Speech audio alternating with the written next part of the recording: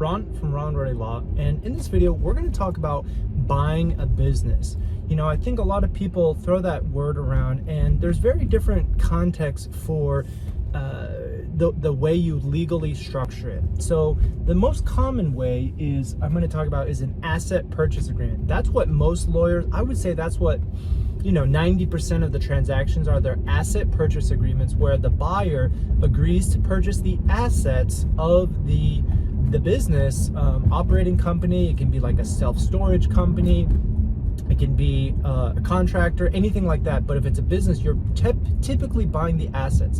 And the reason for that is to limit your liability in the event of employment claims. You can have those underlying sexual harassment claims, and those would still be valid against the entity even after your purchase. So contrast, on the other flip, then you would have a buying the business. So what you could also do is buy the shares of the company. You could buy the membership interests of an LLC. This particular route is less common, but there may be reasons why you want to do that.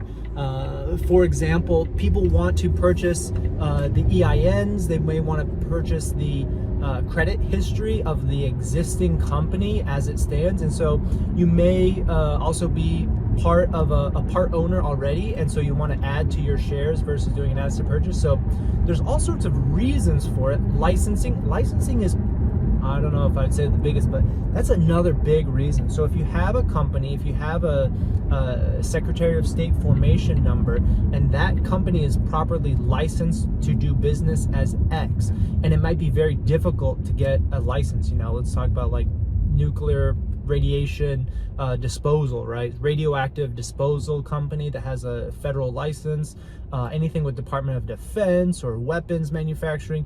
And then again, on a smaller scale, you may have a license with the state board. So you may have an alcohol distribution license. You may have some type of variance for a type of medical degree or some type of licensing. Anyway, those are the very few exceptions in which purchasing a company's entity, purchasing the shares or the membership interest, and you're buying those liabilities along with the assets. That's the one kind of circumstance that you could do that. However, it's not without risk, because you're buying all those liabilities. You have to do a large amount of due diligence, not just on the assets themselves and the company, but the history of the company. And so you're going to want to look back at all of the operations, all the prior employees. How were they terminated? Are they properly documented? Because again, overtime, late wage and hour claims, overtime, those still stick with the company.